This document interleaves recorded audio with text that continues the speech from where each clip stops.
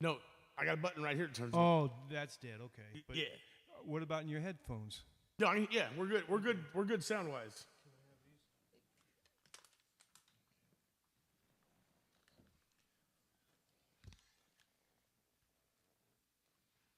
Oh, did you hear that intro just now? Yeah. That was me. Yeah. We're pretty stupid. Yeah. I love it. Love it. Sometimes it gets that way. Oh, what cool stuff.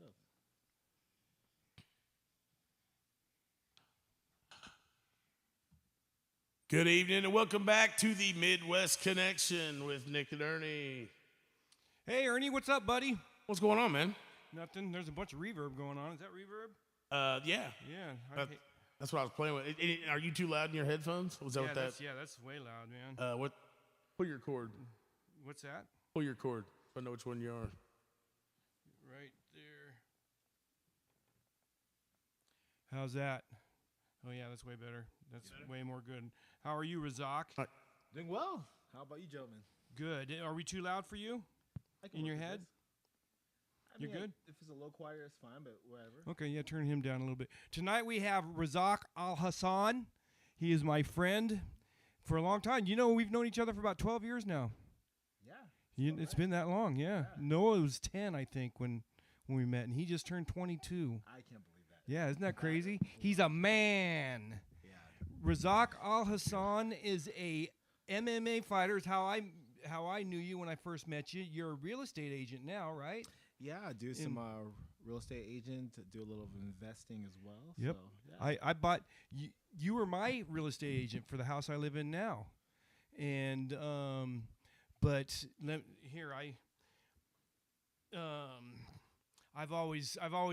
I've bragged about you so much, Razak. I tell people all the time that I've had a UFC fighter. I've watched UFC fights in my basement with a UFC fighter before. That's like the coolest fucking thing in the world. That dude. is cool shit. Yeah, that's cool cool as fuck, man. Long time ago. Yeah, still.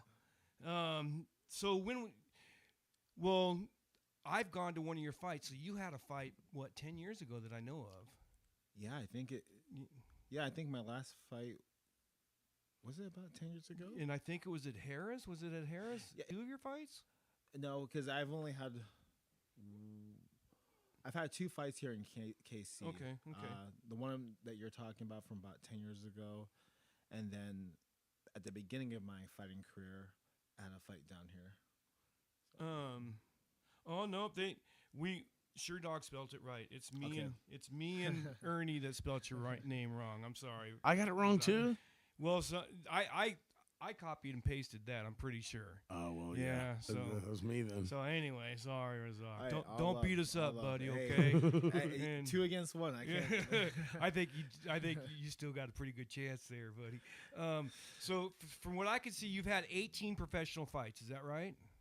I think that sounds about right. Yeah. And you're 13-5. Yep, that sounds about right. Yeah. And out of your 13 wins, only one was a decision. Is that? Yeah. See, you know my record better than I do. No. Yeah. No, you've only one was a decision, and you've had one. Well, 1, 2, 3. The rest were KOs. Kill one kick. Right. Point taken, but Nick's asleep. It would probably kill me. I'd have to go to the hospital for sure. He broke every bone in his body. Hey, from some of the stories you've told me back in the days, Well, you're back a pretty in the tough day, guy yeah. yourself. Well, so I don't well, know. that's funny though, because I remember telling you some of my fight stories, and then you're like, Nick, that wasn't a fight. You were assaulted. You know? That was a fucking crime, man. And then I was like, oh wow, those weren't fights, were they? I was fucking assaulted, man. You know. And so yeah, no, I don't think I have been in a fight. I think I just got assaulted a bunch of times, man. But you gave as good as you got. I persevered a few times, you know. So there you go. Yeah, and, it's really funny. It's fun. Fighting's a weird thing, you know, because it's hard to punch somebody in the face. You know, that's something. It just goes against your nature. You know, I agree. It really does. And that's something I wanted to ask you tonight was because you're like the nicest guy in the world, Razak. You really are. I don't think I've ever seen you where you're not smiling and stuff, you know. it's so weird. And I've seen you fight, but it's so weird. I just can't. I don't see how you find it to punch somebody in the face. You know what I mean? Yeah, my fight journey is kind of interesting. I never had any intentions of fighting in the first place. As a kid, I did taekwondo like Noah did Right, and everything. So right. I watched Power Rangers as a kid, so I saw the That's flashy cool. kicks. That's I was cool. like, yeah, I wanna do that. Yeah. So that inspired me to want to start that's doing cool. martial arts. Yeah, and then when I was in college, I think I saw the UFC for the first time through the Ultimate Fighter TV show that they had. That's cool. And I never seen like the different like fighting things or fighting styles that they were doing, like the Muay Thai and the Brazilian Jiu-Jitsu. Mm-hmm. So I just wanted to learn what they were doing. I was like, wow, I've never seen that before. That looks really cool. Let me learn how to do that. I was down in Des Moines, Iowa, and found a gym I could train at. Des Moines MMA at the time, and started going there. Started training. What just happened? His chair just started reclining. Oh. I It's- There's a button right next to you there, buddy. I think the PA's getting pissed. On the arm, on the inside of the arm here. You got me, Ernie? Your side right here. Oh, okay. Thank you. Oh, it's on the inside. Okay, I was like, Razak's recliner chair started reclining okay. on him. I was like, Yeah. what the heck is happening right now? It just I'm pretty brrrr. com- I'm He was relaxed and he was comfortable, butt dialing. But no, but You were in Ohio there. Iowa. Oh, Iowa. Yeah. And started training, started learning the different stuff, and my teammates and coaches were like, "Hey, you should give fighting a shot. See what you think of it." And I was like, "Nah, that's not me. I don't want to go out there. I don't want to embarrass myself. I don't want to get hurt. The obvious reasons why nobody would want to fight." And they kept, encouraging me. And eventually, I was like, "You only live once, right?" And I'm like, "Let me see what I'm really made of. When my fear to the fire. Let's see what happens." And so I had an amateur fight, and I knocked the guy out in I think 12 seconds. Wow. Yeah, with a head kick. Yeah. Oh wow. And that's how it started. So. With that big old foot that's as big as my torso. So just okay. You said you learned about the UFC from the show. Yeah. So you must be pretty younger than us. I'm in my early 40s now, almost 43. Okay, all right, okay. Actually, I found UFC. This is a weird story, but I was like in high school, and at a weird truck stop that was out by our town, they rented these UHF tapes, and we were actually going out there looking for the old Faces of Death. We heard about it on. Oh yeah. Okay. And so we were going to rent. Right. We were looking for that, and there was UFC 1 and 2. Ultimate was like, what the hell is this? And we took it home and watched it, and from day one, we were just like, yeah, this is it. Old Hoist Gracie and Patrick Smith and Patrick Smith and right from the beginning, Right. And we were telling people about it for years, and they're like, what are you talking about? Like, no, it exists. It's out there. Who was my favorite back then? It was Tank Abbott. You remember? Yes. yeah. Yes. Oh my gosh. Yeah. Love Yeah, Tank. they interviewed him Love one Tank. time, and they were like, what's your training? He goes, well, I fell off the bar stool 3 hours ago. Well, the first UFC I ever saw was number 2, and I went to a friend's house named Aaron, a friend of mine named Aaron in Salt Lake City, and he had rented it, and the pay-per-view, and I think the pay-per-view it was like $20 back then. Four of us pitched in $5 each or something like that, and. God, it was the coolest fucking thing I ever seen in my life. I couldn't believe it, and we used to fight each other for entertainment. We would drink beer and fight each other, and it was just cool, man. And I was hooked. I watched every UFC I ever. If I could afford it, I was watching UFC ever since then. And Tank Abbott, when his first one.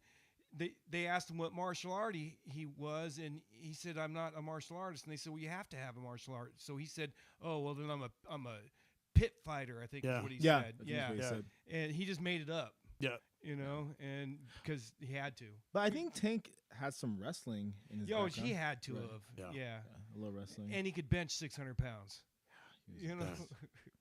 And it's hard to knock out a guy that can bench 600 pounds. You know what's sad? It's sad that Butterbean and Tank Abbott never fought. Yeah. Yeah, right. Yeah. That'd be a scrap, yeah, wouldn't it? Yeah, it Yeah. would. Like- yeah. That'd be, No, I think I give it to Butterbean though, right? I don't know. not. I mean, well, it depends. Are they? I Is think it stand up Butterbean- only, or is it MMA? Well, Tank was a stand-up guy in MMA. Yeah. Well, yeah. But Butterbean tried MMA and he didn't. You know, he couldn't get back up. Oh, okay. They took every Oh, time they took yeah. Butterbean Right. down, it got pretty embarrassing. Yeah, Yeah. that's true. It was either knock him out or right. just right. Tank's the kind of guy that he would stand with Butterbean if they had a fight, though, right? yeah. I'd think so. Yeah. Right. Yeah. Right. I just got that one. I don't know the guy he was fighting, but that one knockout on the fence where the guy's legs just bent behind him. Yeah. I was, Oh, yeah. I was like, oh my Yeah. gosh. I know. Yeah, he just kind of threw him down. Yeah. Yeah. Or when he knocked that one guy out He's like and his frozen. arms Yes, his that's arms the went one. up. That's the one. This- and then he goes. So I fell in love with him. Yeah. I had a man crush on him after that. Me too. you That know? was the Yeah. one for me too. Yeah. I was like, oh, I love you. Uh, Yeah, no, that's the UFC is the greatest thing ever. It really was. That's my favorite sport. Do you still watch it? Not as much as I used to. Me I don't neither. know why Yeah, me either. neither. It's something about I think I know why. There's not the type of stars yeah. anymore that used to attract us to the sport. I think. Well, and something about I don't know. It got too professional or something. I don't know. It's too Yeah. It's too NFL-y or No, something. no, you hey, know? I you- agree. what turned me No, off? I agree. Actually, What turned me off literally is when it brought in more of the boxing style promotion, all the crap talking and disrespect. Like back in the day, everybody nobody talked crap on each other. I mean, they might have in their Right. private life, but not publicly. You know, right. everybody talked about each other with respect, and then they went out there and banged, and then it was cool. Right. But like I guess. what's his Celebrate- name, Irish dude, Conor McGregor. Yeah. them days. That's kind of when I stepped out. I was Yeah, like, yeah. this is getting. I don't want to watch WWE Right. meets. But you know. remember before Connor, like Tito Ortiz was a big trash talker. Yeah, yeah. Well, Connor was the king of it. He was really good at it, but then he went over the top because he had to. It's kind of like a TV show would always have to bring in an extra. Yeah. When they started losing ratings, they had to Right, bring in another person. That's kind of what happened with Connor. Yeah. He had to go over the top, and then it just got kind of garbagey. Yeah, you it did. know. Especially And- when he couldn't back up what he was doing Right. in the octagon. Right, So- right. He's going to be the president of Ireland pretty soon. Is he getting into politics in Ireland now? Yeah, he's going to run. They're having a big illegal immigration problem, and he wants to run for president. Really? Yeah, I didn't. Wow. Okay. yeah, it's a big thing.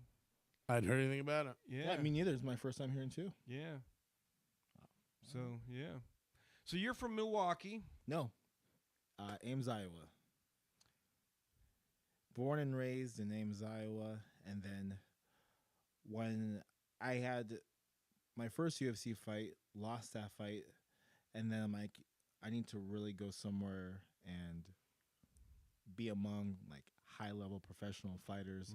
So at that time, I was looking to see where I could go that I wouldn't have to completely uproot my life, but where I could get the type of training I would need.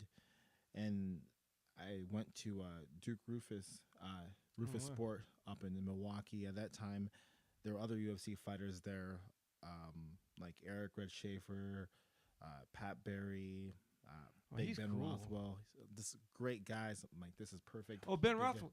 Yeah, Didn't you roommate with him? yeah, for a little bit. Yeah, that's yeah, I love right. Roth. Yeah, Big Great, Ben. yeah, love yeah, Big Ben. Yeah, so that's cool. yeah, so went up to Milwaukee and lived there for a few years when I was there. Right on. So Pat Barry, I love that guy, Yeah. dude. He's the one that's Great married dude. to Rose, huh? Yeah, Yeah, they're so cool together, man. yeah, and I remember Rose back in the day. Oh, too, you knew so- her oh, too? Oh, yeah. Oh, yeah. man, that's Oh, so yeah. cool. I've seen a picture of you with John Jones before. Yeah, I had a fight in Albuquerque years ago, and he was Oh, that's one of cool. my weigh-ins. So Oh, yeah. that's cool. Yeah. Cool, man. Have you ever like trained overseas or anything? No. No? Everything's been here.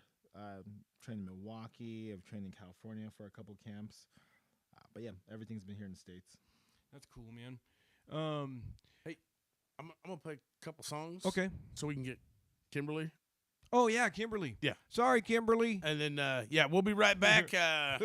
Rock's gonna stay with us. So yeah, don't go anywhere. Right on, right on. Listen to the Midwest Connection, bicradio.com. This is cool, guys. Yeah, that's cool, huh? West Yeah, Coast, yeah. yeah.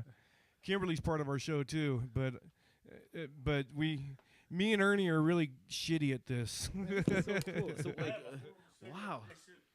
It's like you can make it a whole show. I can't. Wow, man, what a setup. Cool, huh? It is, man. I can't believe this. Has that Amber ever been on the show? No, she's never been on the show. She's too much of an introvert. Well, thanks for having me on, man, brother. Oh, no, thanks for Yeah, coming. I'm so happy you did, yeah. dude. This is cool, man. This is what a setup, brother. Wow. Does Noah still live here, or does he like? No. Noah lives in Lawrence. He graduates from KU this month. Well, May. Yeah. Unbelievable. He's more than a straight A student. Really? Yeah, he's an A+ student. Yeah. Noah's like a little genius, dude. Man, I'm proud of that guy. Yeah, Wow, that's why we took him out of public school and put him in a Catholic school. Yeah, That's why yeah. we did that. Yeah, because he was getting ripped off in public school. He was. He's so smart, yeah. dude. You know, and Right. and so we did our research, you know, and the best prep school around was Thomas Aquinas. Okay. Yeah. So first we took him. So we had to learn how to be Catholic because we're not Catholic. Mm-hmm, You know? And so we put him in a Prince of Peace. Okay. You know, so he could learn how, and then Yeah. and then he went there, and that was, we're so glad we did. I don't think he's glad, you know, but he got bullied a lot and stuff. Oh, but did he? Yeah. Okay.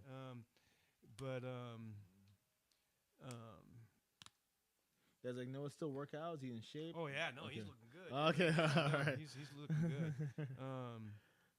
He like he's got like a twitch and stuff like that. So he had to be on this medicine for a while, but it bloated him. Okay. You know, Okay, sure. He looked swollen. It was awful. Yeah. But he got off of it and he lost all that weight. Okay. He's been working out a lot. Okay, He's looking real good. Nice. He's gonna take a year off. He's gonna go to law school. Really? Yeah. All right. Look at that. But he's gonna take a year off. I don't think he's gonna come live with us. I'm not sure what he's gonna do for a year. Does he have a girlfriend or anything? No, Yeah. he's gay. Oh, okay. Oh, okay. Boyfriend? Yeah. No. Okay. That's why we put him in Taekwondo. Because why? Because he's getting bullied because of that? Yes. And because I grew up in the 70s and 80s, and gay kids used to get beat up. So, Right. He Yeah. came out. He came out like in the 5th grade. Yeah. Oh, did okay. Yeah, he Okay. came out young. Yeah. And when he did, I was like, well, we're gonna get you. No, we're gonna have fun, yeah, you that was know? good. Yeah. And Yeah, I'm glad you did that. Yeah. we always knew he was. We knew he was when he was this big, you know. But because little boys look at boobs and stuff, and no one ever did. Mm-hmm. You know, it was pretty obvious, pretty young. Yeah. But he's smart as hell. He works at a bank. Okay. Yeah, alright. that's where he worked. Well, he worked at Target Yeah. first year two in school, but then he worked in a bank, and like he's done so good there that like the president of the bank came in to meet him. Oh, really? Yeah, no, he's one of the lead senators at KU. Huh. Yeah, All right. there's two. He controls a $28 million budget there. Noah? Yes. Right? Noah. Noah. Unbelievable, man. Yeah. How he's growing. That's unreal. Yeah, isn't that crazy? Yeah. Yeah. No, he's gonna be. I always told him, you're gonna be everybody's boss someday, dude. He is. I love it. I love it. His brother Devery has taught himself Are you- Spanish and. Are you supposed to call her? Are you just gonna I'm mic it? sorry. No, I'm just dumb. Oh, you're. The Midwest connection. I like that. That's a good name. That was an accident. That just came out on the first episode. Okay. So the first episode, this just kind of fell in our lap with the internet radio part. Of course, Yeah. Nick was already doing streaming, but so they told us, Well, tell him who Grot is first. huh? Tell him who the owner of the station is. Ron Grattateri. He's Okay. ex-Miami Dolphin. Okay. All right. Pretty big deal. He's had Yeah. some, and so it started by Good Time Charlie Brechtel, which I didn't know of, but I've done, read up on some stuff. He was a cool ass dude, but Mhm. so it fell in our lap, and they told us we were going to do a dry run, which would mean we'd be on the air, but only them could hear us. Okay. And that's what the guy in California told us. And so I'm like on the way here, and he messaged me, and he's like, little misunderstanding. I'm like, what's that? He goes, well, Grot just posted about your show tonight, so you're live. Oh, okay. Globally, worldwide. Wow. We had no clue what we were doing yet. We had no plan, and so we literally just, we went at it. Really? Just like that? And it's been fun since. Yeah. That's so cool. Wow. Congrats, guys. Congrats. Yeah. You guys do this Wednesday nights for about 2-3 hours or so? 8:30 to 11, but we're trying to change it to 8 to 10. Okay. Yeah, but it's weird because like a lot of people listen in California and their time difference. Oh, yeah, that's right. Yeah. So- yeah, that's right. The Pacific time zone. And we got listeners all over the world, like Brazil and stuff like that. Oh, really? Okay. Midwest connection worldwide. Love it. Yeah, crazy, huh? And they make fun of us. Call us Ernie and Bert all the time. Ernie and Brett.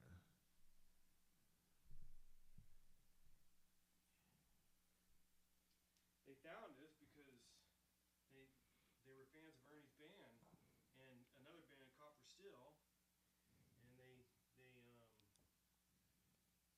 asked. I think they might have asked John first to be a DJ, didn't they? From Copper Still, and John said you should talk to Ernie from Stone Eagle, and Ernie said he'd do it if I'd do it with him. Mm-hmm.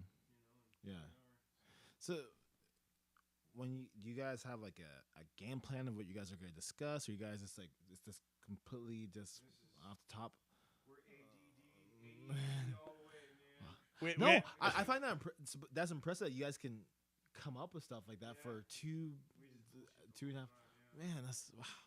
And sometimes we get drunk while we do it. And those are some pretty good shows. Welcome back to BICradio.com, the Midwest Connection. We are here with Razak and Nick as always.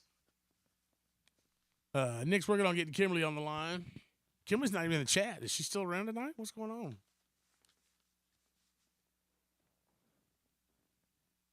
No, my chat, I can't open it up. Oh. Problem the other night, man. I don't know they've changed something. I don't know how to fix it yet. I'm going to check the BIC chat here. Technology, right? Yeah. That ain't going to work. That ain't going to work. Hey, this is great radio. We should talk about something. Are we on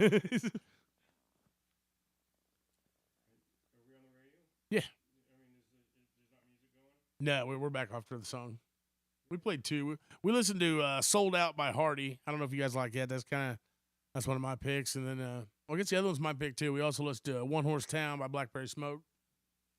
But we're trying to get Kimberly on the line. Then we're going to keep talking with Razak here. And, What were some bands you guys listened to growing up?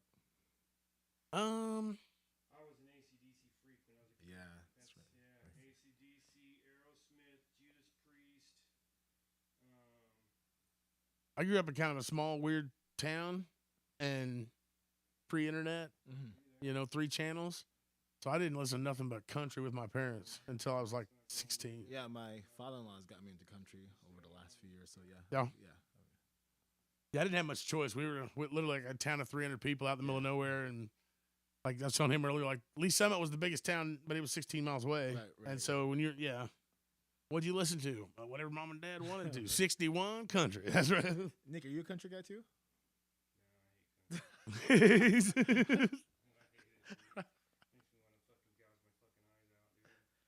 Oh, I'm glad Nick wasn't on the microphone for that one. Nick says he hates country music. Just for that. Makes me want to gouge my fucking eyes out. Just for that, we're going to go back and play one more song here while Nick gets Kimberly on the line. Here's The Highwayman. I love that song. Love the Highwayman, yeah. Great, man. All right. I'm just buying more time because Nick,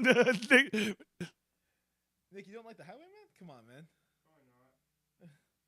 dude, it's a super group. Yeah. Yeah, I probably really don't like it. It's Waylon, Willie, Chris. Yep. And- Is it old? Yeah. Yeah. Like, yeah. Oh, yeah, then I like it. I like old country. Yeah, I don't like this new country that doesn't sound like Bro country. all this bro country. Yeah, Yeah. he said bro. Yeah, no, I Yeah. hate that stuff, dude. I like Yeah. all the old stuff. Yeah. Waylon Willie. Yeah, like George Jones. Mhm. Buck Owens. Hey, Clint Black, right? Yeah. Yeah. All that old stuff. I love that stuff. Clint Black's a good one. Yeah. I like George that. Strait. Yeah, Yeah. Love Straight. Yeah. Yeah. 80s, 90s. Yeah. Yeah, no, I like that. That's real country. That's Yeah. real country. You might have to Real country. Talk- Yeah. Yeah. Well, we're not on the radio, but Okay. for the chat, Right, though, thank for the you, yeah. for the Facebook. Hey, so Nick, define bro country. Huh? Bro country, is that what you said? Let me think of something. Modern Morgan Wallen. Okay. Like Morgan Wallen didn't start out bro country, but he went bro country. Anything about a pontoon or a sundress? I can't think of any.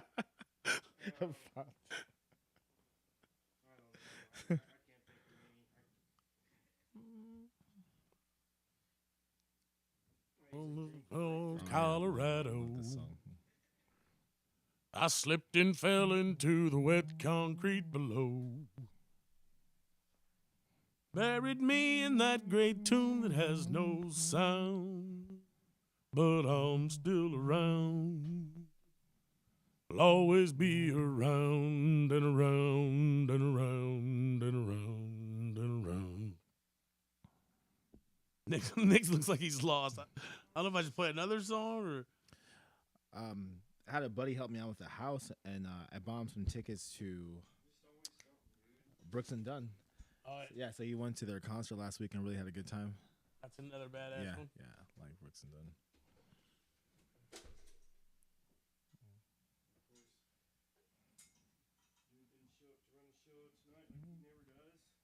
And it won't let me in the chat on the. Yeah, this whole technology thing. Like Nick's, Yeah, this is above my pay grade, so. I don't know how we get away with it sometimes because we don't know what we're doing. Is there a song playing right now? Yeah.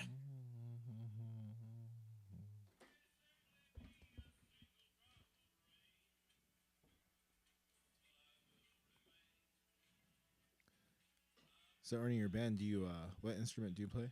I'm a vocalist. Oh, cool. Nice.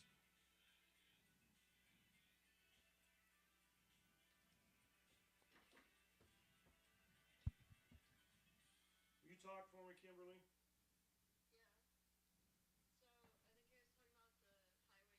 Oh, I like this song, too. Remind me, who sings this? It's Fleetwood Mac. Oh, that's right. Fleetwood. That's right. This is a Nick pick. This is Nick Pick. Yeah. This is a Nick pick. That's right, ladies and gentlemen. So the chat's not working. I can't get in the BIC radio chat. Dude, it's never done this. It's wanting me to log. I go to the chat and then it tries to get me to log into Facebook. You talk for me, Kimberly.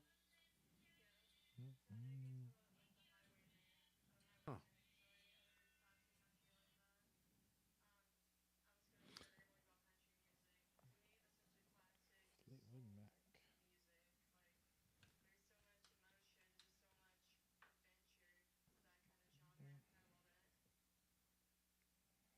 Ernie, what's the name of this Fleetwood Mac song? This is Gold Dust Woman. Gold Dust Woman. Thank you, sir.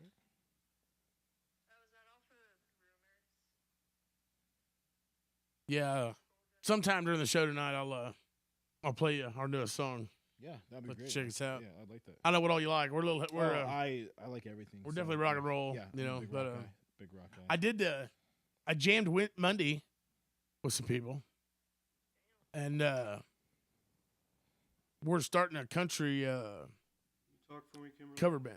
Oh, cool. Yeah. So I like that. So I was gonna start rambling about something. I don't know. I'm gonna start complaining about Spotify because it's an easy topic. So I think Spotify kind of kills the music industry just because you have to like pay to play. Basically, just trying to think of what else about Spotify I don't like. I just don't like how it pays artists so little either. Like 2 cents or whatever per, not even 2 cents. It's like a fraction of a cent per stream for Spotify. God, we'd kill for 2 cents a stream. Mm-hmm. We'd be rich Yeah, at 2 but- cents a stream. I realized when I said 2 cents, I was like, wait, it's more like 0.0002 or whatever. It's total Kimberly, bullshit for on my Spotify. solo stuff, I have 500,000 streams, and they owe me $186 $186 Bro. bucks. of That's 500,000. like A buck actually $2.85. criminal. Yeah. That's actually criminal, man. And well, that's everywhere. That's because I Yeah. only got like 90,000 Spotify streams or 100,000, but I got like everything else is from like other streaming services or even on TikTok and stuff. But yeah, I was like, man, look at all these streams I'm getting. Then I went and checked to see what they owed me, and I was like, oh, yeah. Right. Yeah, man, I hate Spotify. Like, I always, in the articles I write, I always link to Spotify because everybody uses Spotify, but God, I hate it so much. Like, I can't stand Spotify.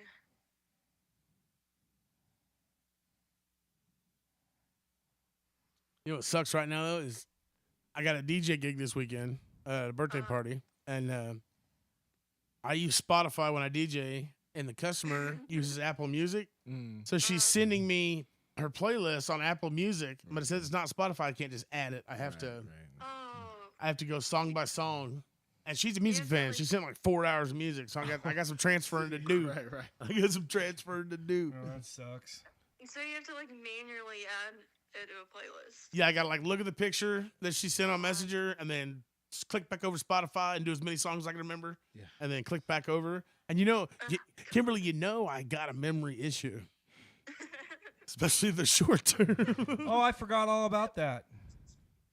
What? Your memory Oh my issue. God. Is that what I was talking about? What do you mean? Yeah. Yeah, what were you just talking I about? don't know.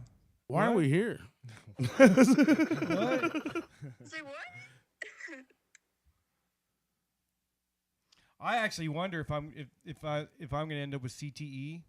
You? Oh yeah, I've had a lot of head injuries, Razak. Oh, I've had a shit ton, dude.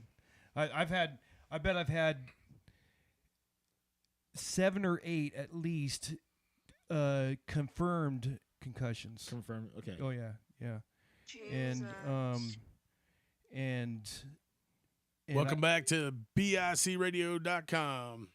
Nick is telling us right now how many concussions he's had. at least 7 or 8. At least. I've had at least 4 since I've met Amber. How many were self-induced? A few of them? A few of them? Yeah, a few of them. One time, Nick Jr. watched me get knocked out cold, dude, just cold. Really? And yeah, when I came to, I can remember looking at him because when you've been knocked out before, right? Flash. Yeah. Oh yeah, no. When you come to it, the whole world, you don't really know what's going on around you, right? And for a second, it's like in kind of reality just kind of comes fading back in for a second, right? And How'd you get knocked out? well, I fell this time. I was in my basement working out, and it's really stupid. I did this to myself, so I'm not going to really describe it to you. But I landed on my tailbone actually, and I don't know how I don't know if I ended up falling backwards and hitting my head, but I remember hitting my tailbone was all I remember hitting. Yeah. And then I went and then I remember waking up. And when I woke up, my oldest son was at his computer, and he was looking at me sideways like this, and he still had his hands on the computer. And I remember sitting up, and I didn't really know what was going on. Then all of the reality kind of sinks back in, and we're looking at each other, and I sit up, and I'm expecting him to say like, "Are you okay?" or something, but he's a teenager, and so I'm like, I, and then he just, when he sees that I'm conscious or whatever, then he just goes back to typing. But yeah, and that time I was in my 40s, and then that was well over my 10th concussion. I know it was, and my first one was when I was about 8, but that I think that's part of why my hard drive locks up all the time when I speak. But He's broken. When that one happened for like 2 or 3 weeks, I started like forgetting people's names and forgetting my name and forgetting my kids' names and stuff. And I talked to people, I didn't know what the hell was going on and stuff. And so my wife finally talked me into going to the doctor. And the doctor's like, well, let's send you in for a CAT scan. And I'm like, I don't need a CAT scan. And he got mad. He started yelling at me. You know, he says, Nick, do you know what a concussion is? and I said, yeah, it's when you hit your head.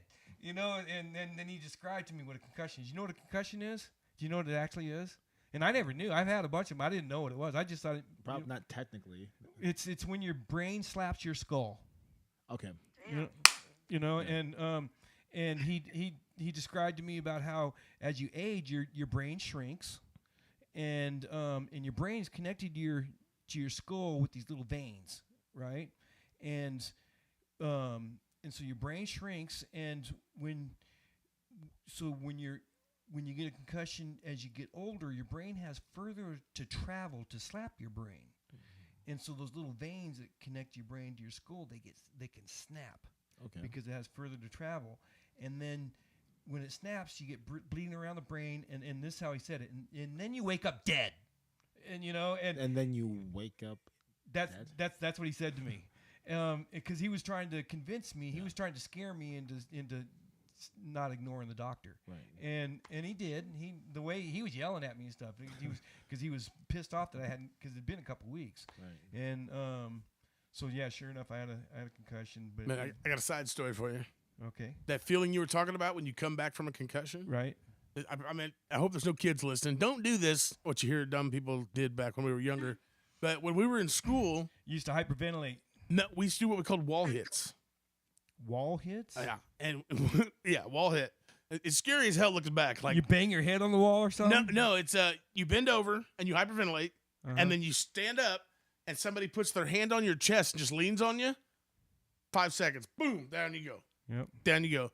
And then you would get that feeling, and you'd wake up. You had no clue that you were at school, that you were at the church parking lot next door doing wall hits. You had no clue why you were there, and everybody was just laughing at you. And you'd be like, "What the hell? What is happening?" See, Razak had parents that cared about him. Oh, So- well, I did some wild stuff as a kid too, but that's new to me. no wall hits. I mean, it No, was that's new. yeah. We did it. We did it a lot. That's probably why I'm just the way I am. I can remember doing like hyperventilating and stuff like that in junior high. But concussion's a lot like that. Coming out of concussion's a lot like that. Yeah, it's a- yeah. Where everything's like. I got steel toed in the face one time too. Oh no. That one wasn't like that though, because when I come out of that one, I was concussed. Yeah. So I didn't Yep. get that cool. Where am I at? Feeling it was like, what the fuck? From one fight, I think I had a concussion. It wasn't diagnosed, but yeah, I think I had a concussion from one fight because I took a lot of shots to the dome before I was able to turn it around, and afterwards I felt a little groggy. Yeah. So I bet you did. who's the hardest guy to ever hit you, if you can remember? Like if there's like one punch, it's like that motherfucker. Like That's a good question. You know that I can remember, right? yeah. Jeez, that's a good one. Probably someone in training, to be honest. Oh, training. I was just gonna ask I was you gonna if say, yeah. if in training if Yeah, you ever yeah. had anybody. Oh yeah, like in camps, yeah. I've Yeah. been hit. I'm like, whoa, okay. Don't Yeah. want that to happen again. So Do people ever like lose their temper in I've seen training? guys listen to him. Yeah. Oh yeah. Yeah. Like legit. Like all right. Yeah. Scraps. Yeah. Yeah, I've seen people like in wrestling and stuff lose their temper, get all mad, dude. Yep. Yeah. And yep. Start swinging. Really Yep, start putting yep. into it. Yeah. Yep. That's always fun. Well, it's got to be hard, like sparring if you're at different levels and so different. Like especially at his level, like one Right. guy might be going 30 and you think he's, you know, And it's yes, you have to gauge where every person's at with Right. because like I said, everyone's got different experience levels, and at the end of the day, on a fight team, you want to help each other, so you don't want to injure someone where Right. they're not gonna be available to help you out for a camp. So you can still put work in without damage. Right. Right. Plus, you don't want to. Somebody might have a fight. And you don't want to injure them and Yeah, stuff. 100%, Yeah. and vice versa. So. Yeah. Yeah. What about like women fighters? Because they train with men too, don't they? Yeah, they And do now, definitely. Yeah. so like do they get knocked out in camp by men and stuff? I mean, When I was coming up, there was only a couple female fighters, so it wasn't. oh yeah, that was a while ago. Yeah, huh? yeah. So it wasn't as common then as it is now. Sure. So it's hard to say. I mean, I've really never seen like someone like get knocked out like just at practice. Yeah, I've seen guys start to really lay it in, but never someone like face plant or anything like that. So camps, I would assume it's kind of like bands, because like in bands you got to be a good hang, you know, and that's a big part of like tryouts and stuff. Everybody's got to like you, you know. Yeah, I mean, And yes and no, right? Yeah. At the end of the day, like if I gotta fight against a wrestler and someone brings in a good wrestler into my camp to help me train for that wrestler. oh yeah, so okay. You know, hey, we don't have to be the best of buds because hey, you're here for a reason. We're here to help each other and everything. So it Yeah, I can be was- more transactional like that. I was thinking of it more like a team, but you guys don't stay together But yeah, like that. a team's different than like Mm. guys or girls coming in to help us for a specific. So camp. are there fight teams? Oh yeah, for sure. Yeah, yeah. Because like Lions Den. Yeah, Remember back yeah, in the yeah. day? Lions Den. Is Lions Den yeah, still yeah. around? No, No? That's Ken Shamrock, wasn't it? Yeah, Yeah. Shamrock. Yeah. They had like an initiation. Yeah. You had to like fight them all. Yeah. You know. You guys get jumped into the lines. Yeah, I didn't yeah. know that, man. And you had you didn't necessarily have to win. You just had to show the heart that you were willing to fight. You know, and you had to have some skill. You know. Yeah. Yeah, like Militich fighting systems. Right. You know, they were a big one. When I was in Milwaukee, I was part of Rufus Sport. Oh wow. So yeah, there's fight teams all over the place. Is there like initiations and stuff like that? There might be some, but not the ones I've seen. Mm. Yeah. Hey, Kimberly, how about you? You been in any fights? Nah, man. I would. Like, not physical fights, no. Not physical fights. I mean, you come off as a scrapper. Like, you could throw down, right? Dude, if somebody wanted to fight Kim, I'd kill them.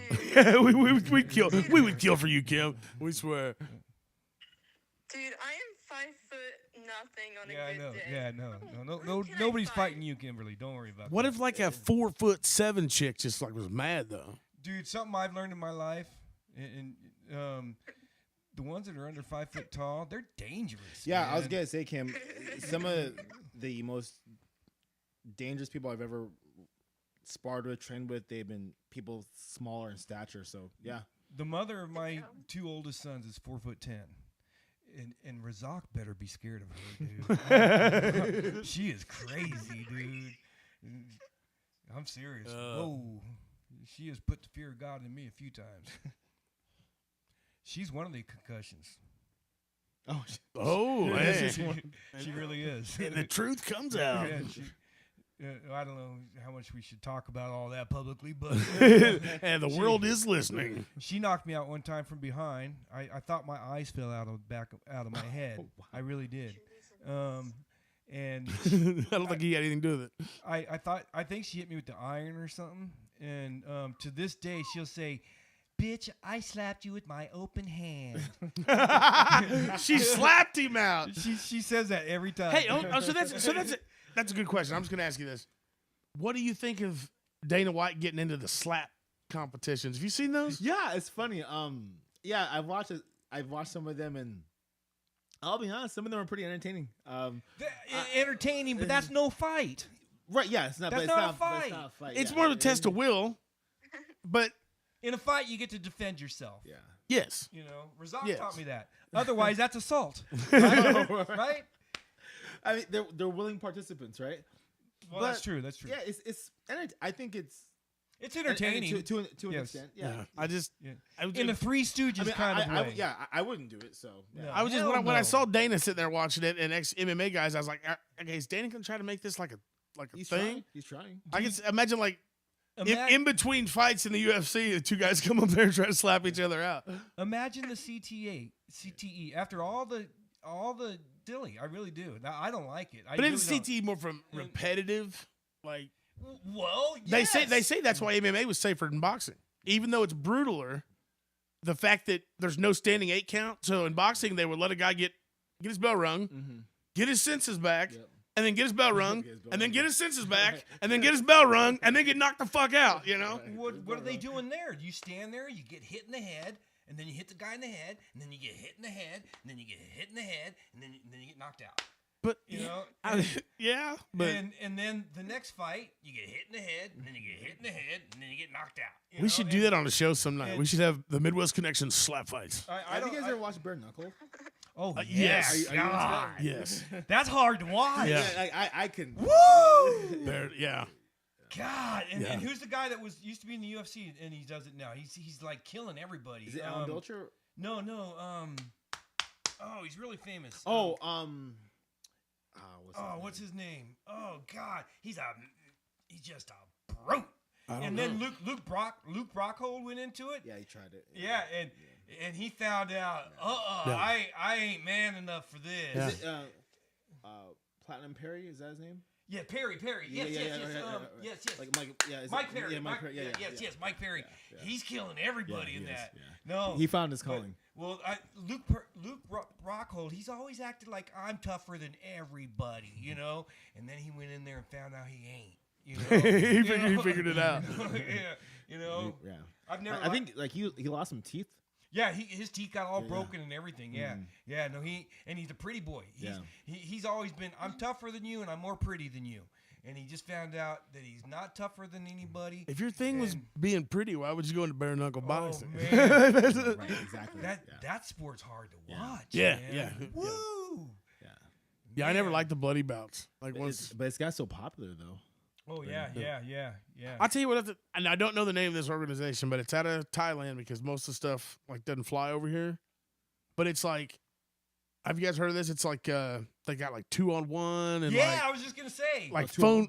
Like there'll be The- two little guys and a big guy, or there'll be they'll where have they're 4-on-1 and stuff. yeah 4-on-1 where there or like 5 guys in a ring and it's one. I've seen like stuff like that, but I saw that kind of stuff in like Eastern Europe, like Russia. Well, they have it in Russia. They have it in Yeah. Asia. Yeah. They'll have they have those. They have a cage where it's like, I don't know, 15 feet long and 6 Yeah. feet wide. You know, and, Cool. and they. Or they'll have free for alls where it's 8 guys and Yeah. whoever comes, you know, and Or there's one where they're tied together, like Oh, I so haven't they seen they, that. I haven't seen they that can't one. run. All they got to do is like pull each other, and it's gone too far as always. But there's car fighting. Car fighting. You start seatbelted in a car, and there's seatbelt chokes, and there's guillotine chokes with a seatbelt, and That reminds me. You ever seen that Deadpool Wolverine movie when they were fighting? Oh, yeah. That's what you just said. It reminds Yeah. me of that. no, imagine like literally. So imagine you start a fight. You're sitting in the driver's seat. There's a guy in the passenger seat. You're both seatbelted in. Boom, and the buzzer goes off, and one of them will try to undo their belt, and the other one will grab him and try to. right. And it's literally in a car, and they'll mount each other and just know, Really? yeah, in Wow, the that's car. crazy. But I've seen the telephone booth fighting too. yeah, see, that wouldn't Yeah. work for me. I'd be the only guy that would fit. Have you guys seen? There's like pillow fights. Yeah. Yeah. No, literally. Yeah. Like holding a pill. And Yeah. Yeah. Right on. But my mind went a different place. Shut your ears, Kimberly. Everybody, awkward silence there. What led up to you getting your first UFC fight? I had my first pro fight in Iowa at a casino, and I just really just took this guy out in under a minute. Just basically just kicked him out of the fight. Just kept kicking his legs. Oh, that was Yeah, he submitted. Yeah. From leg kicks, yeah. And he Just took his legs yeah, completely. Yeah. And he just said no mas. So my manager, a lot of times guys will get into the UFC because there'll be a scheduled fight, a guy gets injured, and they need to replace that guy. So someone got injured on a fight card, and the UFC matchmaker at that time, Joe Silva, contacted my manager, said, "Hey, do you got anyone?" He showed him my pro fight, that fight. He's like, "All right, let's sign him up and everything." So that's how I got my UFC contract and everything was based off of that fight. Nice. Yeah. So you've met Joe Silva too? I've never met Joe. I've seen Joe, but mostly he interacts with the managers and everything. So Okay. yeah. Did you ever meet Dana? Dana, we were in I think I had a fight in, I can't remember if it was. I had 2 fights in UFC. One was at a military base in North Carolina called Fort Bragg, and then my second fight was in LA, and he was doing like a pre-fight talk to all the fighters in one room. So Oh yeah, so he always does that. yeah. So I bet that was cool. yeah, it was yeah. Yeah. Because you see this person on TV, and then oh yeah, there he is. Yeah. So was it a cool pep talk? Is he good at it? Yeah, no, Dana. Yeah, he was super cool. Yeah. And super did he say don't leave it up to the refs? He may have said that. Yeah, he may have 'cause said that. He says he always says that. He may have said that. So okay, Dana White's cool and all, but let's get real. Have you ever met the Diaz brothers? No, I've never. Oh, met the Diaz man, brothers. I'm trying to think if they were even in the UFC at the time I was there, because I was in the UFC from 08 and 09. So I don't know if they were in the UFC at that time and everything. Maybe, yeah, but no. I met Brock Lesnar. He's a cool guy. Oh, that's cool. Yeah. Brock. Yeah. Was he big even to you? Yeah. Oh yeah. He's a mountain, isn't he? Yeah. Yeah. God, can you imagine having him run at you? No. Oh my No. God. You know what though? Do you want to talk about what's crazy? I'm at a fight in Kansas City at a Memorial Hall. I think it's Memorial. It was like Caveman Crew versus K2L or something. Yeah. And I met Matt Hughes there. Oh, that's cool. Oh yeah. And it was literally, he was signing T-shirts for us, and I got on my knees so he could sign on my back. And I remember thinking, like, I don't mind a big tough guy because it's obvious. But this little Matt Hughes dude, like, if I didn't know who he was, I would mouth off to him in a bar and he'd fuck me up. Right. Like, I would fight you, dude. I was like, that it changed my whole outlook on the world. Right, like, right. I was like, you're Matt Hughes? Like, for real? Yeah. One of the greatest welterweight champions. Oh yeah, no, he's one of the best Yeah. ever. Yeah. And I'll tell you what's cool that night. It was him and not Anderson Silva, but He beat Hoist. You watch that one? I didn't like that. Yeah, that was. I Hard. didn't like that. Me too. That was hard for me too. Yeah, that was I hard got for me. mad. I was cussing the That TV. was hard for me too. Yeah, I didn't like that either. I was like, yeah, you get. Yeah, Yeah. that one hurt because Yeah, it did. That hurt. Yeah. I mean, it was a whole different world back then with It Hoist. So was. he got to wear his gi, Yeah. and he had a lot of Yeah, gi-based I know, stuff, I know. and the sport just evolved. It wasn't a Yeah. sport then. And Right. that's what, It was- it evolved. Right. Yeah, there was no mix. There was no MMA yet. It was you had a Brazilian jiu-jitsu Yes, guy fighting a exactly. pit boxer or a And he looked old and slow that night. Yeah. He did. it was probably for money. I mean, Yeah. I was dumb. I was naive. I was like, oh yeah, he's gonna come get him. The Gonna come get nostalgia, him. The nostalgia. You know, I was remembering him hanging upside down off Pat Smith's arm, you know, like but back then we didn't know what he was doing yet. He's just on the guy, and then all of a sudden this big dude's tapping, like, what just happened? Why is the fight over? But yeah, no, that was brutal. Remember Varlin's the polar bear? I don't even, Yeah. I do. He was my favorite back Yeah. then, dude. And that was when I learned that leg kicks were so powerful because he got taken out by some little dude. Yeah. From leg kicks. I know I know the fight you're Do you talking remember that about. fight? Yeah. I can't remember the guy, but yeah, I do. Yeah, know. the guy just kept kicking him Yep. because that was when they would put a guy my size against the guy your size, or whatever, and that guy just kept kicking him in the leg, and It works. Barlin's was like 6'7", Yeah. 6'8" or something, 325 pounds or whatever, and he just kept kicking the legs, and you could see his leg all swelling up, you can see the bruises forming and everything, and pretty soon he just fell over. He's like, "No, mother, mommy," Done. and he couldn't take it. You know, no Nick, more. I'm surprised you never got into fighting. Like, Well, I would have. It just wasn't around, Oh, yeah, yeah. Because I can remember I was 14 when ESPN came out, and they didn't have the big sports. They couldn't show football and stuff like that. So they were showing Australian rules football, and they were showing kickboxing. like K1. And no, it was kickboxing with Superfoot Bill Wallace. Oh yeah, you know? yeah. And that's what got me into combat sports. And I was watching it, and I mean, me and my friends, we fought. I mean, we did. We fought we wrestled, we fought, we punch fought, we had boxing gloves. Yeah. That's all we did, and we were just young boys that fought all that. But we didn't have access to anything, I get that totally. And but I mean, we were in shape. We worked out. We stunk, and that's all. And I was good at it, And Is that before you were working at the railroad? yeah, Okay. yeah, that was and my best friend, he was 6'10", and his dad was the wrestling coach at the junior high, so he knew how to wrestle and everything. And we fought like brothers. We really fought. Like we were mad and we fought all the time, you know. And I learned how to fighting him all the time, you know. And I was 5'7", you know, and 110 pounds, you know. You're still 5'7". I'm still 5'7". Yeah. And I was crazy, and everybody watched me fight Brent all the time, so nobody wanted none of me, you know.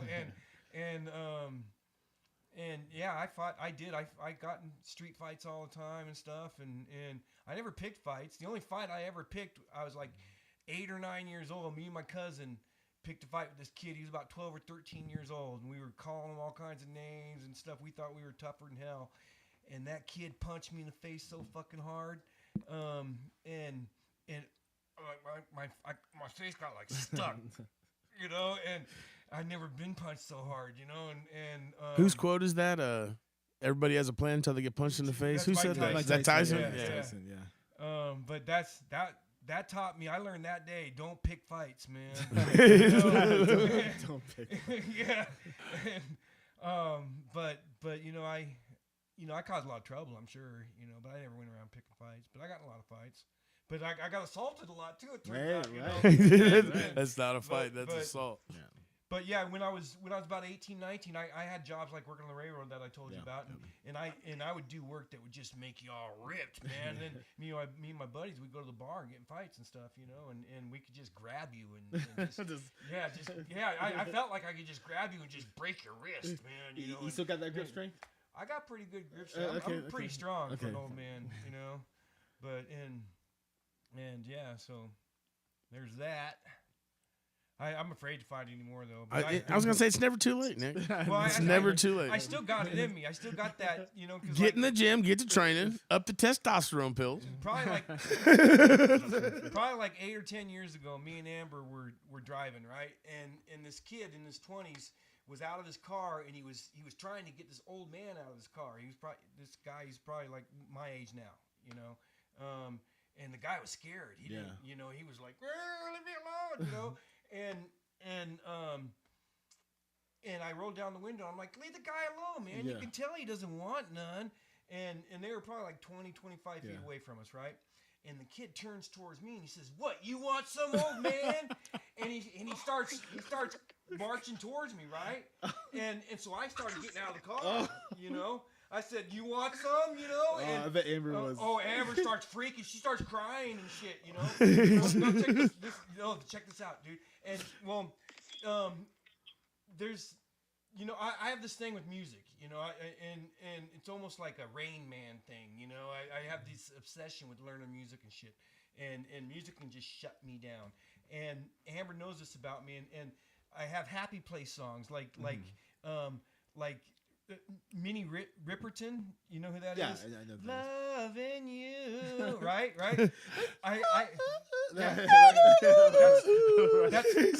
That's one of my happy place songs, right? I can't be mad if that song's playing. I get all, you know. So Amber pulled it out? She pulled it out and cranked it up, and I'm getting out of the car to fight this kid, man, and Loving You comes on, man, And as soon as I look and tears are just pouring down her face, and she's looking at me like, you know, and I'm like, oh, and I get back in the car and drive off, man, you know. Now, what would have happened if she accidentally hit like 5 minutes alone? I would have gotten killed, probably. Pantera would have gave you the strength, bro. 5 minutes alone, you'd be like, yeah. No, I'm too old for that shit, dude. Did I tell you what? Like when I decided I was too old, was I got in a fight at a bar, and I was like, I tried to intervene and stick up for somebody, and all of a sudden I became the target, and I did very good. I did very well. It wasn't a long fight because you know I'd be done, but I really didn't take any damage. Like I kind of dominated the guy. There you go. And then I woke up the next morning, and it still fucking hurt. Yeah. I was like, "What the fuck is wrong with me?" I didn't get just the art of going down to the ground with him and doing what we did was like, I'm still sore as fuck. I get it. If you win a fight, if you dominate a fight, you still hurt after. Right. You're too old. Right. I mean, I got drugged by a car once by a carload of dudes. 4 dudes drugged me by a car when I was 19. I think you told me about that. Yeah, That's definitely assault. yeah, Yeah. yeah. That's, that was- that's definitely assault. and then they let me go, and I hit my forehead on the it was a gravel road, and I hit my forehead, and then I rolled and stuff. I was wearing shorts. That's all I had on. It was over for $3. We were fighting over $3, man. Wow. Yeah. That's, And thank God for and- inflation.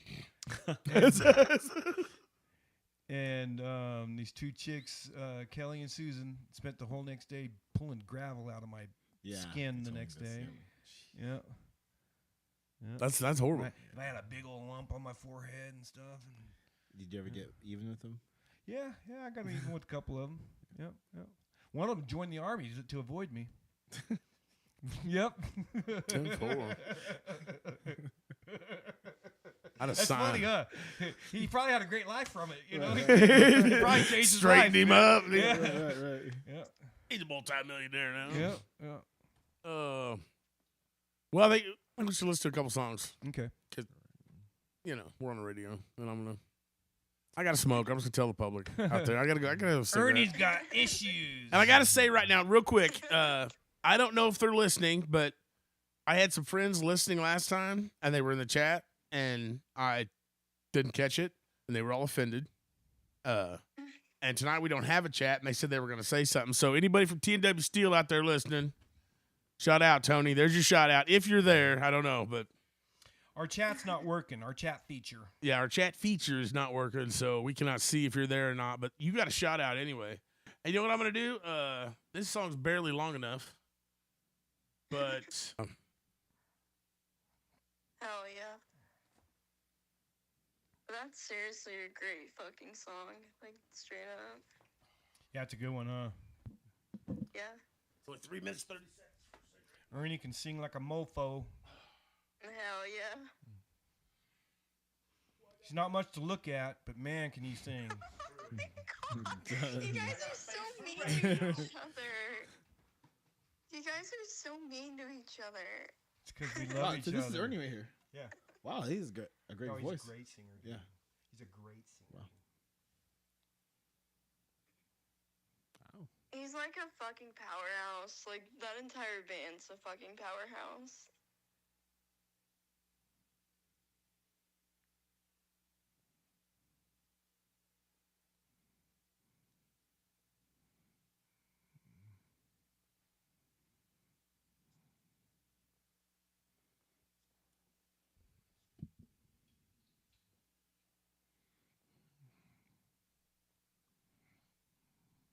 I like it.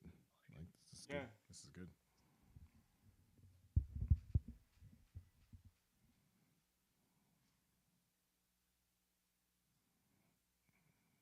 There's a lot of great musicians in Kansas City, man. Hey, you're one of them. Huh? You're one of them. I am one of them. Right. Is that right? Right. Isn't that cool? Who'd have thunk? I don't have a band though. I can't find me a band. One that I like and that is close enough to me and all that stuff. I was with a great band, but man, it was 70, 80-minute drive to practice and all that, Oh, you know. yeah. And it just got to me. It wore me out, man.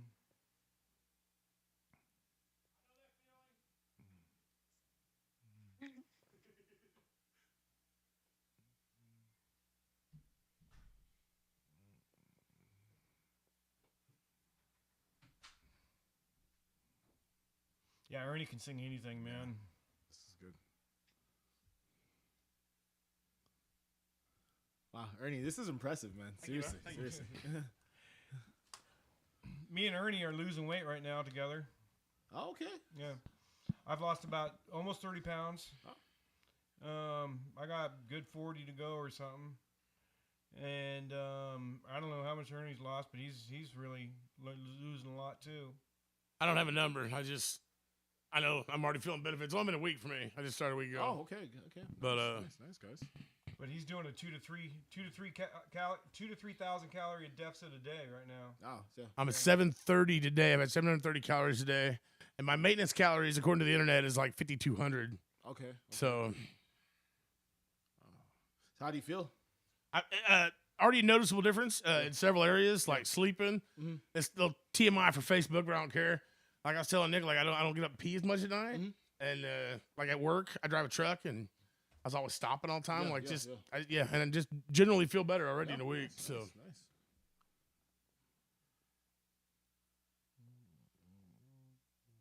And there's some other stuff I want to tell you too. Oh, I love this song. Through the oceans. This is a country song. I know it's a country like. song. Yo, So I'm surprised you're singing it. I love Sturgill. He's a philosopher. Looking around, just living the dream, and how I get the notion. It's bubbling up so bittersweet. Ain't no point getting out of bed when you ain't living the dream. It's like making a big old pot of coffee, Lord, when you ain't got no cream. Yeah. And I don't need to change my strings, 'cause the dirt don't hurt the way I sing. No, I don't have to do a goddamn thing. Sit around and wait to die. I love Sturgill Simpson, dude. You ever think about joining a country band? About joining the country band? Oh, hell no. Hell no. couldn't get no dutters in a country band. Waiting on an angel. If there was the right country, yes, Yeah. I would. Yeah. Not bro country. No, hell no. Sturgill, if it was Sturgill's band, in a heartbeat. Put my spoon and I couldn't get much bolder. Hoping that the circles on the paper don't call back, telling me to start today. That old man upstairs, Lord, he plays. All right, so let me ask you guys this question then. Which decade had the best music? Oh, I would say late 70s, early 80s for me. Ernie? But let me answer. You'd have to go genre for me. You'd have to go genre by genre. Here's my answer for everybody. Okay. Whatever you were listening to in high school, that will forever be your favorite music. Yeah, that's actually. What do you think, Ernie? You agree with that? Yes. Yeah. At least, and that style. Yeah. That's where you develop your musical taste. But I would have to say, like, the 50s and 60s for rock and roll, because that's just where it started. Yeah. My first UFC fight, I came out to Hendrix. Hell yeah. Yeah. Oh, did you really? Yeah. That's cool. Yeah. We should ask him, and we should have introduced him tonight with the. With some Jimmy? Played the that's song. Cool. and- Which one was it? All Along the Watchtower. Oh, yeah. I love that song. Yeah. Yeah.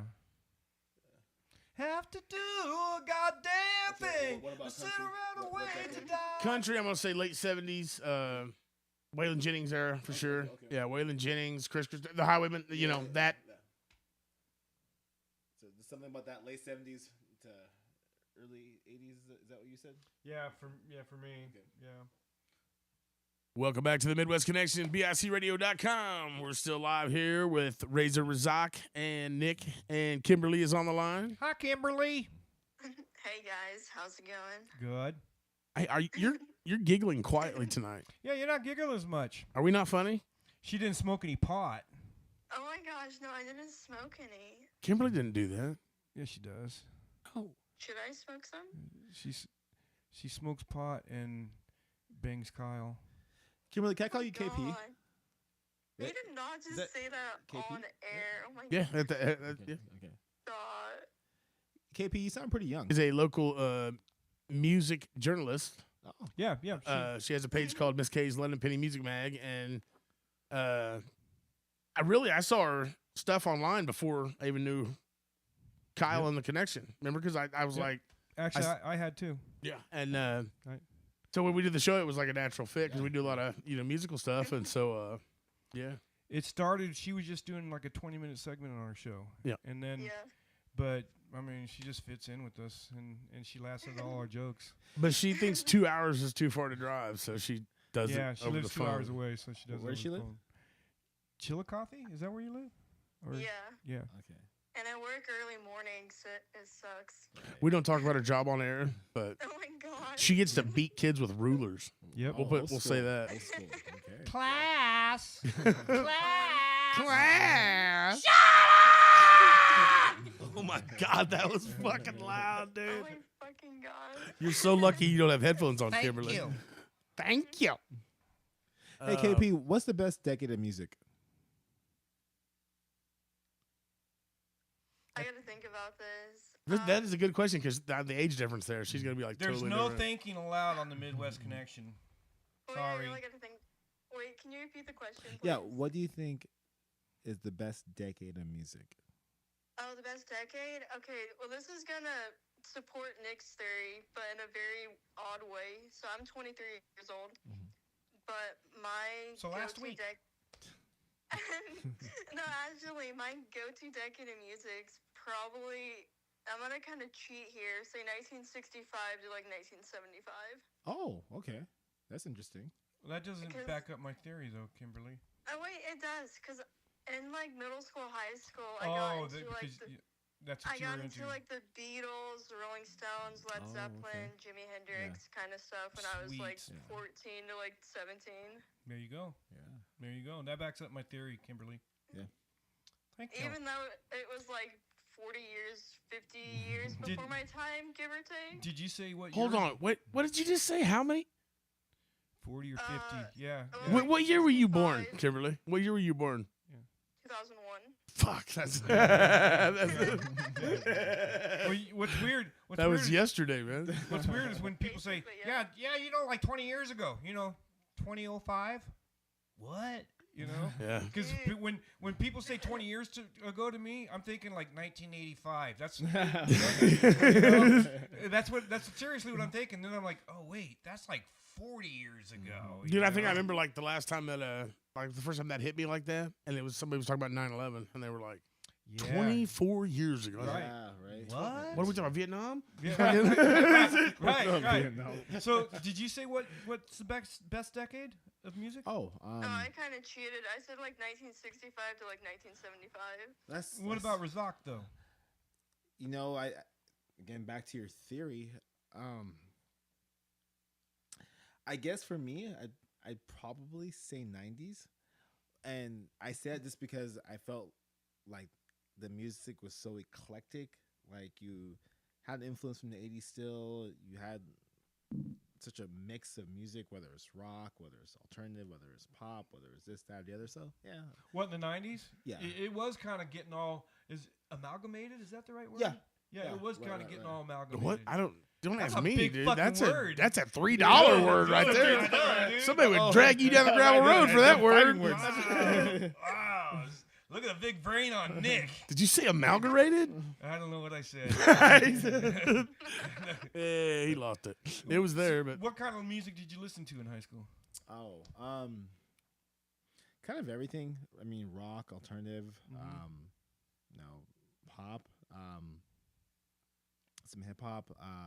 So Yeah, early yeah. 90s, was that early 90s? Yeah, you were early 90s. Yeah. Yep. So you were like, I smell sex in Candy. candy. That was more Yeah. midnight. That was more Was that midnight. mid-nineties? it was Yeah, more okay. midnights, you yeah. keep lying in my chair. See, I didn't say 90s when you said that because of what Nick's other theory.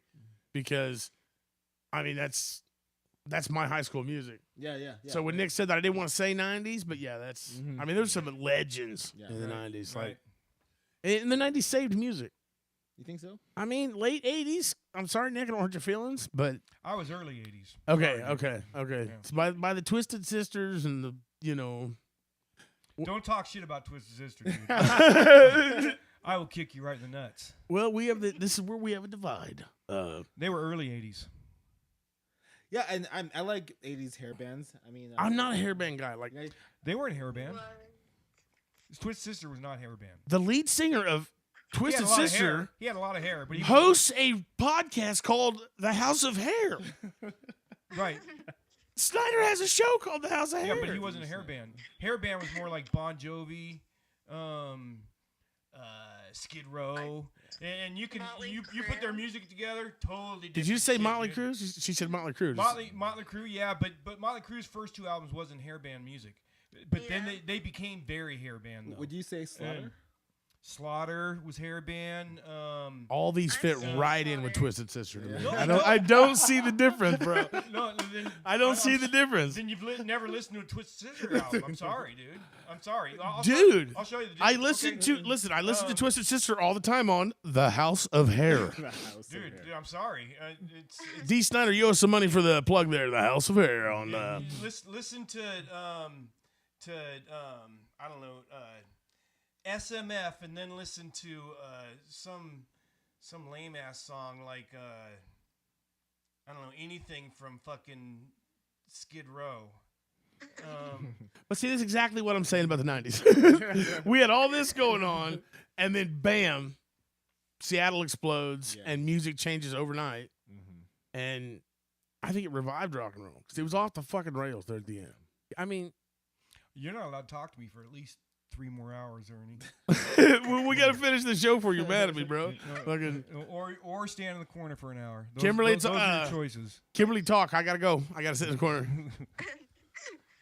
Okay, this is really gonna freak you guys out. It's about the 90s music. I wasn't even alive in the 90s.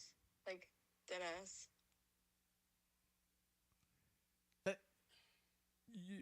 I mean, are we supposed to feel good about that, Kimberly? I mean, I said it's gonna freak you guys out, not make you guys feel good. So that's up to personal interpretation. No, Kim, what it did was made us feel old. Thanks. yeah. I think she wants to go to, she wants to go back to the 20-minute segment. Oh my god, is that how I'm gonna go to the corner? I could Yes. Go to the 20-minute. Go to the segment. corner, Kimberly. You're not here in person, so you can't go to the corner. I'm just picturing Nick's house like the Blair Witch now. People lined up on the wall. So okay, I have not seen this, but I have some questions, and so I'm gonna segue it this way. The night I met Matt Hughes, I also met Tim Sylvia, The Maniac. and I'm gonna say that was quite the contrast because he was He's not 4 foot tall. no, and they were standing side by side doing autographs. But I'm gonna tell you the truth, I would have fought him and got my ass kicked in a bar too, because he was training for a fight. And dude, you don't do under 260. Is that it for heavyweight? 265. Yeah. You don't do under 265 and be over 7 foot tall. And that dude, he looked like he was on crack. He looked anorexic. Wow. I mean, I'll never forget it. But yeah, them two standing there. But like I said, I've never seen the video or anything. But Nick was talking about one of your fights, and Tim Silva was pretty famous for not tapping.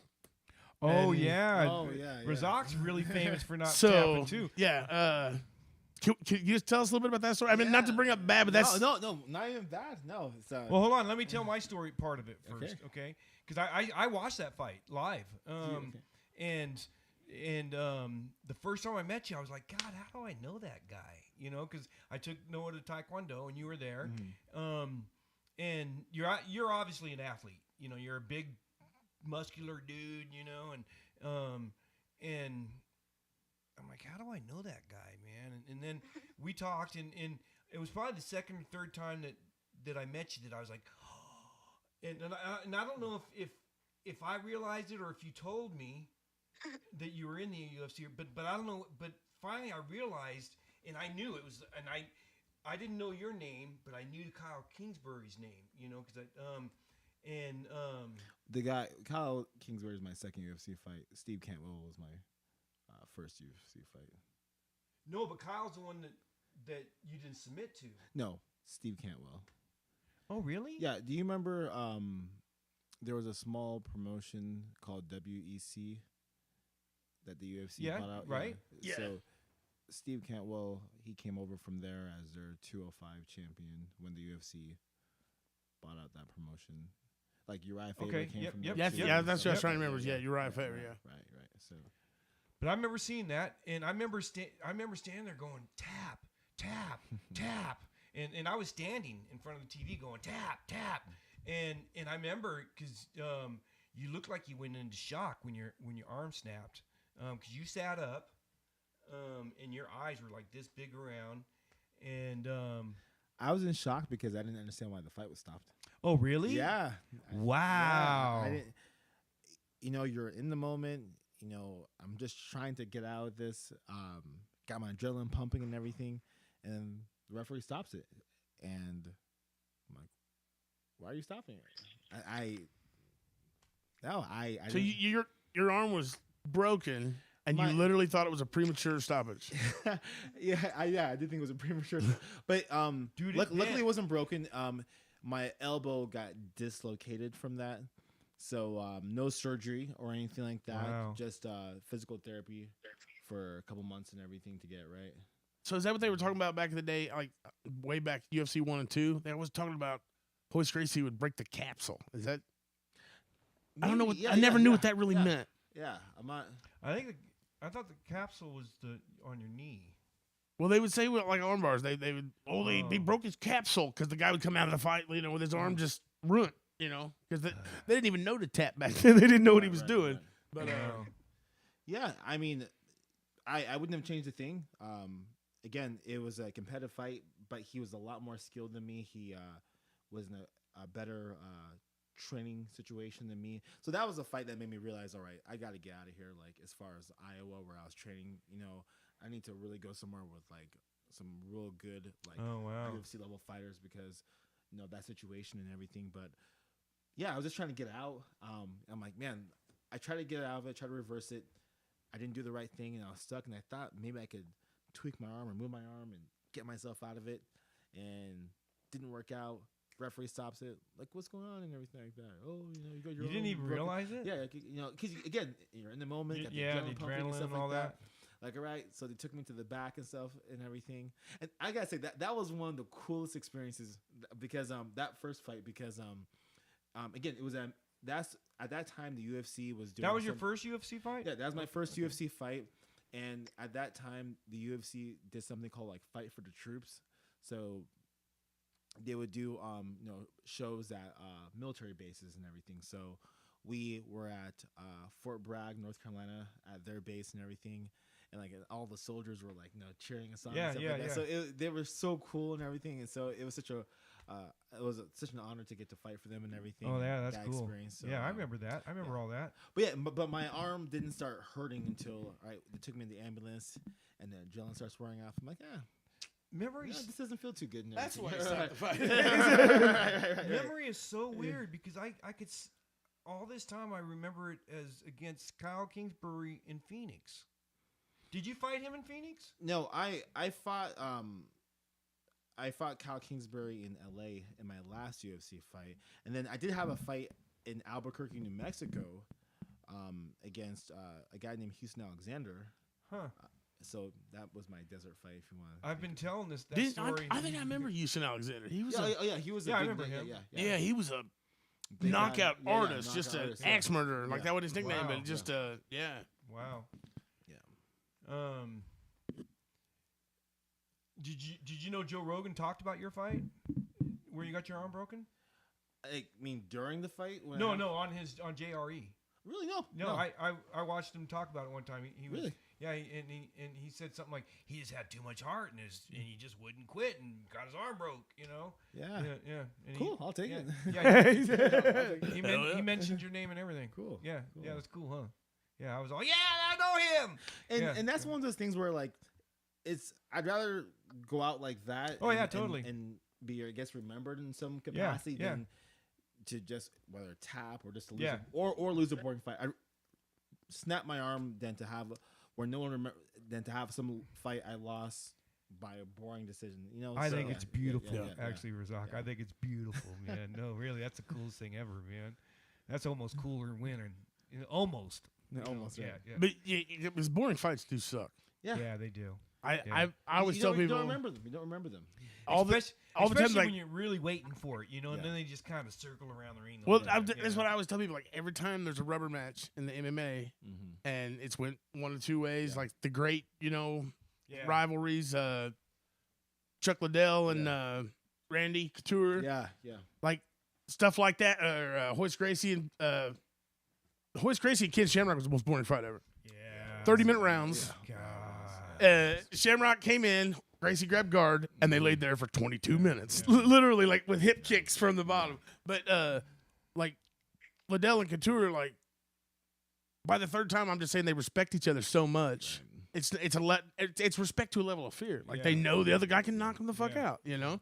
So nobody's really firing, and they circle around a lot. And yeah, because Randy got knocked out twice by Liddell. Yeah. Ken Shamrock was fun to watch fight too. And God, his back was just huge, man. Yeah. Don Fry, yeah. Man, he was fun. Yeah. When he fought that Japanese dude, they fought a couple times, I think. Yeah, they just stood in the corner and grabbed each other. And just, God. Yeah, that's a good one. Yes. Oh, yeah. This boom, boom, boom. Yeah, just. That had to have changed both their lives after that. They couldn't have been the same after that. Yeah. But you said something earlier that I wanted to comment on, how you said that like UFC is not as fun anymore because you almost said it's almost too professional. Yeah. And I kind of agree with that. Like when they got like some of the corporate sponsors and everything, and they started changing what they could wear to the ring and stuff like that, right. It really took away some of the individualism from the fighters and stuff like that. Because you remember, like Chuck, he'd come out with those like Iceman type shorts, and then and that's part of the fun of MMA, letting guys be individuals. So I get that. So let me ask you, this goes way back, but should a guy be able to wear a gi? Back in the day, yes, because they did, and it hit like that was a big weapon for Gracie. The original UFC, because like wrestlers wore their shoes, and and I back then I think it was more pure, but as it developed, as everybody started cross training, like literally how it evolved into it. Speaking of which, don't you do BJJ now, don't you? So so taekwondo is my background, and then did BJJ while I was competing and stuff, and now I'll teach like kickboxing and Muay Thai and everything at Title Boxing a couple times a week. So I think because you talked about why didn't I fight when I was young and stuff, because it wasn't available, but when I started seeing it and stuff, and I always thought that I would have been good at Muay Thai. That would have been my sport. You like knees? Knees and elbows and stuff. And, dude, those are game changers, man. Well, that was kind of my when I was fighting. That was kind of my natural moves, And I just really think that would have been my go-to, man.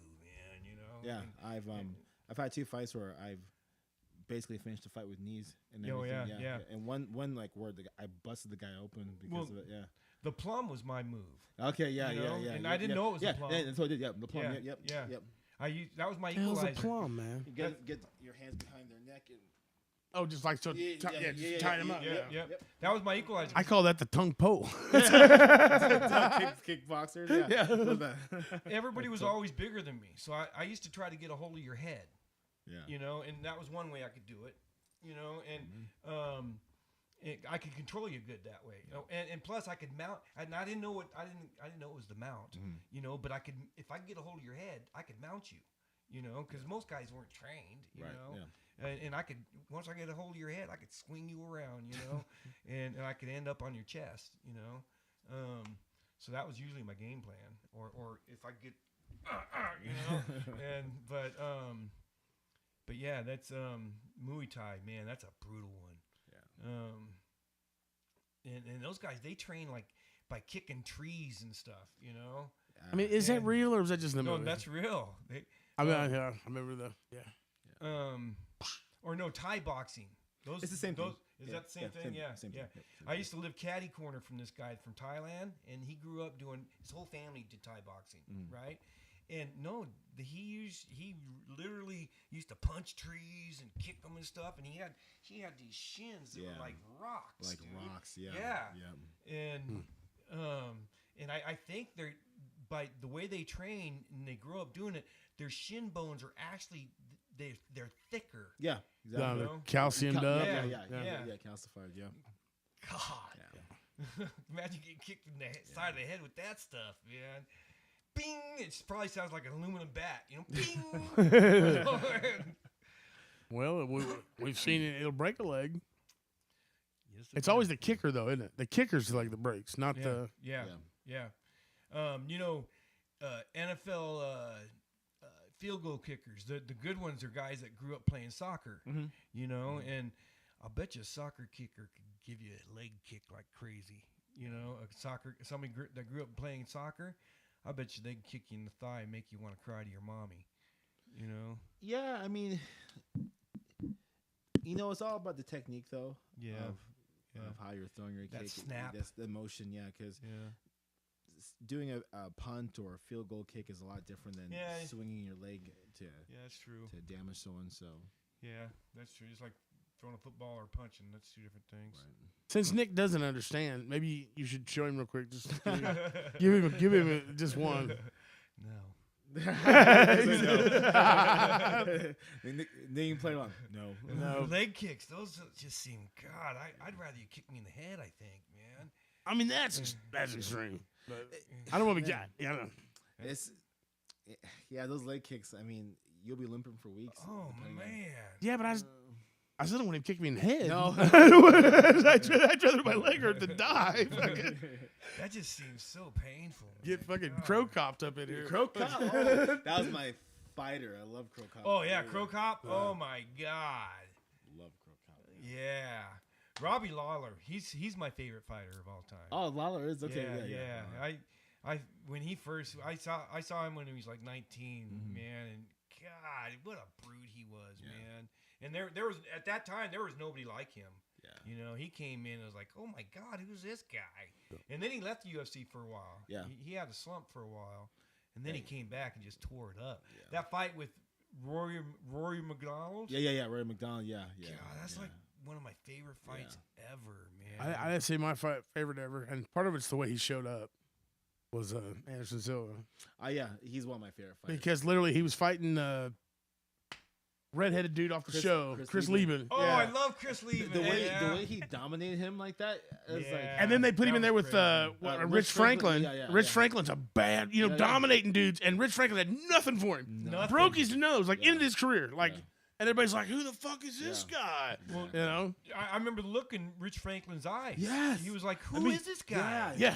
Exactly. Yeah, I know the look you're talking Because about. he like just out of nowhere, you didn't hear about him on no internet shows or nothing, and he destroys. Damn short-term memory. The first guy we just talked about, the Chris redhead. Lieben. Yeah, Chris Lieben. He yeah. destroys Lieben, but that's Chris Lieben.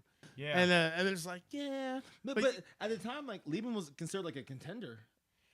So he was knocking people out. Yeah. man. He was doing pretty good. So for Anderson to go in there and just like wash him like that, I'm like, wow. And it was a long time for anybody had anything for Anderson, like a long time. Yeah. You know what was fun about Chris Lieben was the closer he got to getting knocked out, the more dangerous he was. Yeah. You know, he really was. It was like, wow. Well, yeah, because Lieben had that thing where he had to get hit. Right. Yeah. Right. If he got his bell rung, and he would like turn on that next level and just windmill you. Do you remember Hermes Franco? Yeah, Hermes Franco. I remember the name, but I can't place him. He was a little dude, but his fists were like that wide. Oh, were they? Yeah, it was like bricks, man. It was like my size. It was like if he was my size, but his fists were like it was so weird. It was like a mutant, you know. Yeah. And he was just knocking people out, man. So let me ask you this. I've always had this theory, being a fight fan, that what ends a guy's reign, people say, you always hear the horror stories. Oh, he was on the cocaine, like they said Chuck Liddell got on the drugs, blah, blah, blah. But I've always had this theory, and it goes with making it too professional and too I've always had the theory that it's tape of your fights is what ends your career. What is? Tape of your fights. Once you have knocked enough guys out that they can break you down and analyze your fights, yeah. I definitely agree with that. then everybody got Chuck's. Once they figured out Chuck how to get him, then everybody got him, and he was done. Yeah, Right. I definitely. The more tape there is on you, they can scout you. They can game plan for you better. So that definitely is a big factor. But I think Chuck also he ended up getting a glass chin. I don't think it was a glass chin. Everybody found the remedy. They knew exactly how to counter. He threw his overhand right, and they knew how to come back with it, and bam, on the button. Yeah. And he literally couldn't defend it because it was, so, you know what I'm saying? Yeah, no, I agree because I'd prefer to fight someone that is a known commodity than someone that I don't know anything about because it's hard to right. again, Yeah. So You don't even know what to train for. Yeah, right, exactly, yeah. Mm. As opposed to okay, he likes to do this. All right, I know what to watch out for and everything. So yeah. Do you know of any fighter that has like completely changed every fight where you wouldn't be able to gauge him like that? I think at the higher levels, like UFC, I think most guys they are who they are, where they're not completely switching their style, where more or less, yeah, you know what you're gonna get and everything. So yeah, nothing too crazy at that level and everything. I will say, John Jones, John Jones. like That's what when I he was fought Rampage, and he came out crawling because he didn't know what to do. Yeah, but again, to John's credit and everything, I mean, he's a well-rounded fighter and stuff like that. He'll like to keep his distance. He can do his clinch work with elbows and knees. He's a Greco-Roman wrestler from his background, so he can take you down. So you kind of know what you're gonna get with John too. So no one, yeah, nothing. Yeah, when you get to a certain level, you kind of know what to expect to a degree. There's certain shades of gray, but for the most part, one guy that surprised me. We talking about Chuck. One of his later fights against Vanderlei Silva, Chuck took him down. Like, yeah, you remember? Yeah, he shot. Yeah, that surprised me. I was like, well, okay, Chuck, yeah. like, you haven't done this since you were in college and everything. So I think he was just proving something to himself Yeah. when he did that. Yeah. Vanderlei's an animal. God, Yeah, what a he was. brute he was, man. And he was just rude. He's just so hard to get along with. Seems like he just. Are you talking about him and Chill? Oh yeah, yeah. But it seems like Vanderlei's always that way, though. Yeah. What was that other guy that he's famous for back fists? That him and Vanderlei wasn't even in Vanderlei's weight class. They never even fought, but they had beef all the time. Rampage? No, it was I can't remember. Dude was real mouthy too. Say it's not Chill, Sonnen. No, it's I love Chael Sonnen. I'll try to remember. Yeah, sorry, my bad. Have you ever met him? No, I've never met Chill in No, person. I love Chill's him. funny though. Yeah. He's a great shit talker, dude. Yeah, he is. No. Legendary. And he's not over the top. He does it so smart, where you just got nothing to say back to him. It's almost like factual. It's like he's just spitting out facts. But no, he's funny. Yeah, he's is. real funny.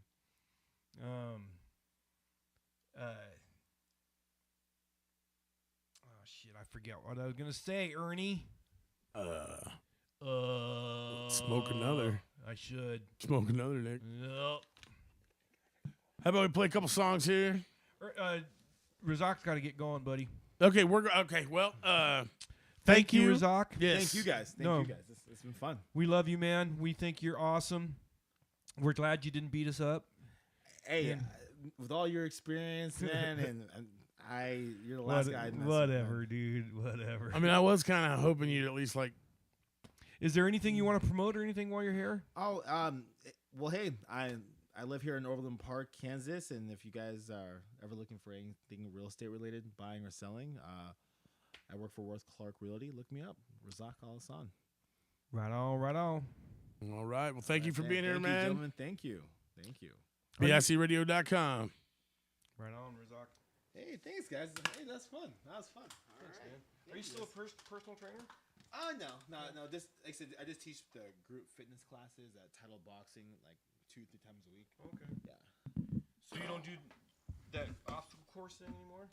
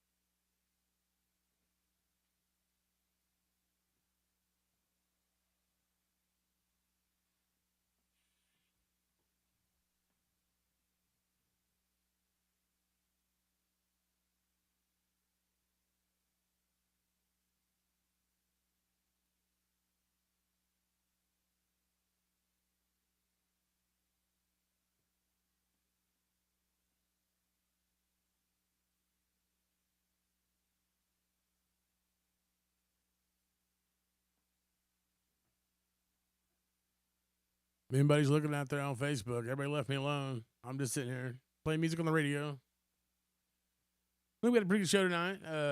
Razak was a pretty cool dude. That's pretty cool to have a true UFC fighter here with us, like on our dumb little show.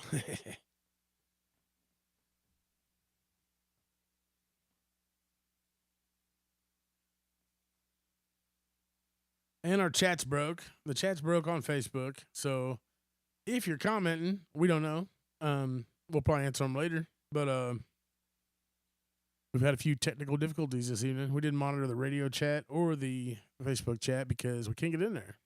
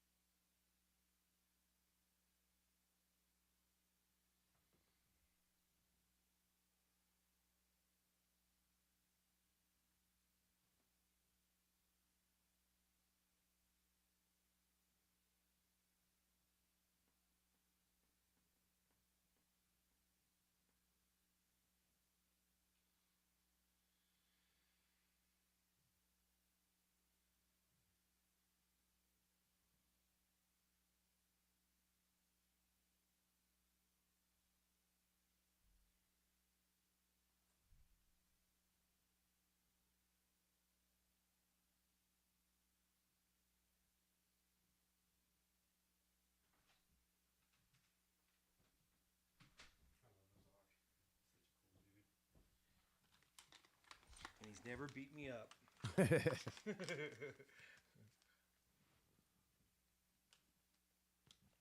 Hi, everybody. I was just telling how the chat was broke. We're not ignoring them.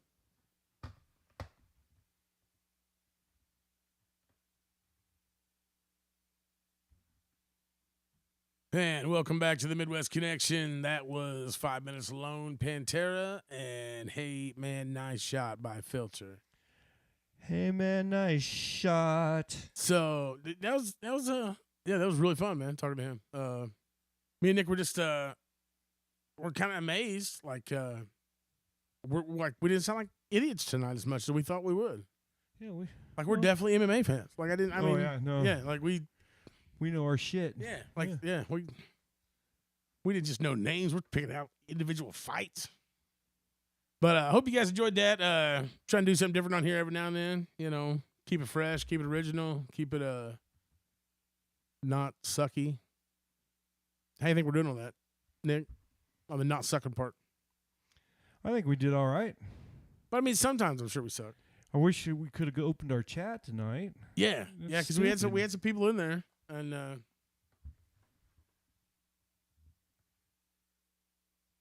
that's all right. Though. Oh, Kimberly didn't mean to leave us. Yeah, Kimberly, you left me. Like I was all alone in there. Kimberly, I come back in there by myself. Nick was outside saying goodbye to the guest, and there I was. There I was on the radio.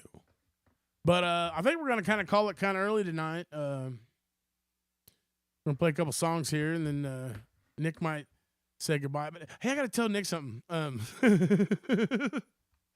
Hey, did you forget to shut the live stream down last time? I don't know.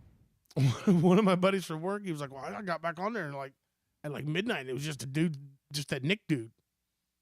Oh, I don't know. Were you like walking around and? Oh, could have been. Okay. You know, I am a pothead. You know. I just wondered. I was like, Nick's just got a camera on in his basement and didn't realize he's still alive. But that's pretty. I hope I still had my pants on. I mean, he didn't say anything about your pants off, so you know. Maybe he thought I was cute. Tony, if you're listening, you never know. Nick is married, and but I am awfully cute. You think Amber kick his ass? Amber thinks I'm really cute. I mean, she'd kick his ass, right? She would want. Oh yeah, she'd kick my ass. Oh well, there'd be some ass kicking. There'd be some ass kicking if I do any ass licking. But definitely thank Razak for coming out, and Razak. Razak. That's a cool interview. Had fun. That was a lot of fun. I mean, we hope you guys liked it, but we had fun. What's next week? Chris Schmidt. Yes. Well, I got to double check that, but yeah, probably Chris Schmidt. And then after that, I think we might be getting our palms read or something. Oh, did you get that lining up? I think so. All right. We'll know for sure. Maybe the cards will tell you if it's lining up. Ooh. And we'll sprinkle in some music here and there. We'll get some artists of the week back picked out, maybe, and plays, a little bit of songs. And Hey, tell me if this sounds weird to you. no, man, that sounds like me 2 Saturdays ago at that show. You remember that voice message you left? Oh, dude, don't talk about that one. that was awesome, dude. Woo, Bernie. Dude. I woke up one morning and there was a voice message for me, and it was like, All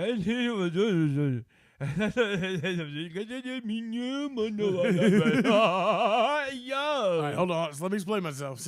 Okay, that night, what happened? What had happened was I was hosting karaoke, and I was drinking, but one of the guys who was singing karaoke and wanted to sing a lot kept tipping me with edibles.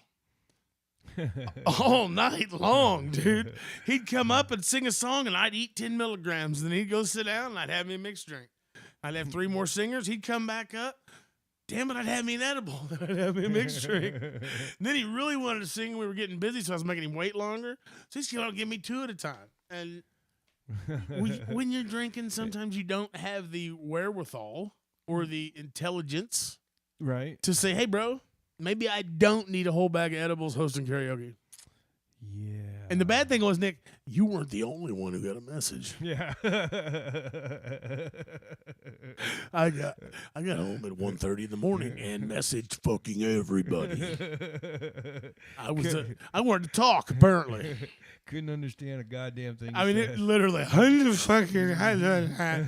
In my head, it was perfectly clear. Perfectly clear. Funny, Yeah. dude. It was, yeah. Oh, I was laughing. That was fun. We should like download them and digitize it. We can play it on an episode. Yeah, we should. We make a promo out of it. That was hilarious. Do you have this problem? We have a program. And all through it, you would laugh a little bit. That was the punchline. That was the day before we went and seen Buckethead. Oh, yeah. That's That's Buckethead right. Day, yeah. Oh, God. I got so drunk at Buckethead. Yeah, see? Hey, Whoa. I don't have a tape of it, but you should have seen you playing with puppies in Lawrence at 2 o'clock in the morning. Yeah, I'll bet. That was, or not 2 o'clock in the morning, but whatever it was. But dude, we were both so disappointed. So after Buckethead, I had to drive home. Nick had a driver, so I didn't drink that much. And plus, I was still from the night before, so I was, I was good. But we didn't even plan on it, but we watched the show, we ate some dinner, and then we split up, went our separate ways. But we both ended up needing gas, so we ended up at the same gas station on accident. And out of the corner of my eyes, I see like fucking little pity puppies, little pit bull puppies. And I'm like, puppies! And here they come. And so then I see Nick, and Nick's out there just slosh, loving on a puppy, and I got a puppy, and I thought, dude, this is meant to be. We're both taking fucking litter mates home. We got puppies. And then some crackhead in a broke down van's like, yeah, they're $400 a piece. Oh. Well, you keep your puppies, man. No papers. The mom looked like it had a little poodle in it or something. Right. But yeah, them are $400, man. Yeah. And if you think back about it, we didn't really notice it that night, and you were pretty drunk, but they had their van like jacked up, changing the oil in the damn parking lot of the Quick Trip in Lawrence, selling puppies. That's hilarious. But they were good people. I mean, maybe. They had good crack. Oh, did you? Oh, I don't know. I'm sure they did, though. Enough to change their oil at 1 o'clock in the morning. It's a Quick Trip. Yeah. I mean, that's I don't know whether they even had ramps, did they? I don't remember. The van was, it was okay. Anyway, but the lesson here is don't eat edibles and don't drink, kids, Unless you have a ride. or in moderation. Fuck it. Now, here's the real message: if you do have edibles and drinks, hide your phone and don't message your friends, because yeah, I had a lot of explaining to do the next day. Like, well, some people are like, "What the fuck were you drinking?" And some people are like, "Did you have a stroke?" Yes to both. But hey, I'm about to get out of here. It's 10:30. I'm gonna play a couple songs. I don't know if Nick's gonna stick around a lot or Nick's probably gonna shut her down. So anybody who's still left with us, thank you for coming. We'll try to line up some more stuff and not suck in the future. Later, dude. Later, y'all.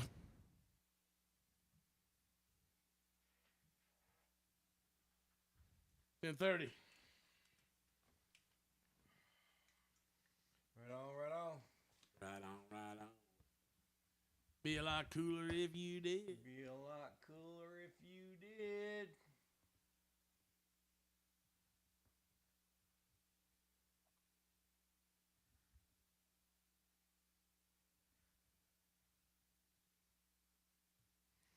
Be a lot cooler if you did.